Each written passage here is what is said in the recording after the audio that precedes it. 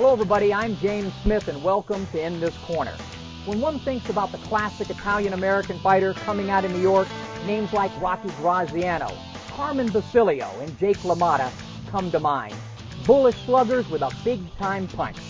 Our guest today is the total antithesis of the Rock, Carmen, and the Bronx Bull.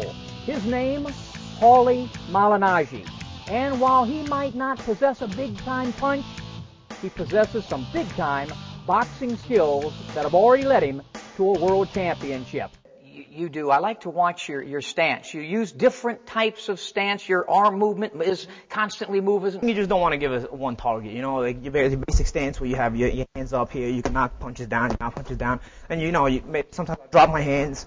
I'll step out of range, I'll drop, give you a feint, something, jabbing all the time though, if you're going too long without jabbing, doesn't matter what you do, you can give me 100 different types of looks, the guy's gonna walk in. And what a waste of time to not jab, because at the same time you're picking up points. Exactly, and not just that, you don't always have to jab the same way, so you can basically mess up the guy's rhythm, jab in different ways, so it's and pretty much before you know it, you get into a flow, and the fight gets into a flow.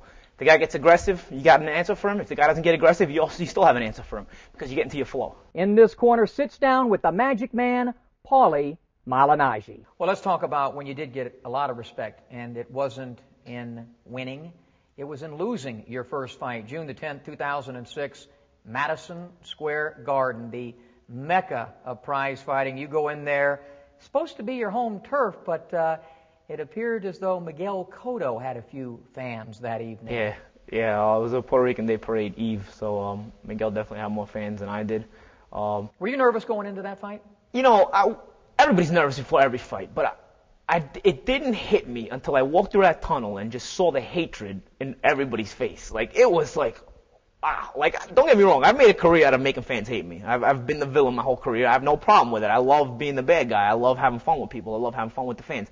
Man, there was something about the look in that crowd and that noise in that crowd. It was just like, wow, these people, it's almost like I came out for an execution tonight, It's like, this is crazy, and, but I'm still focused though. Still focused, still ready to fight, I threw down for 12 rounds, regardless of what happened, I lost the fight.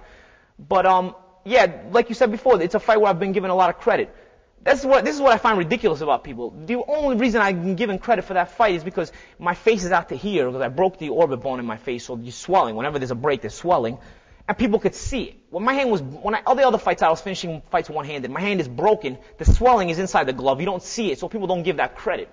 So people had to actually visually see me going through the pain to give me the credit, which I thought was ridiculous. There's no doubt, stylistically, Paulie Malignaggi, the opposite of the Rock, Carmen, and the Bronx Bull. But the championship traits they all have in common: tremendous heart and the will to win.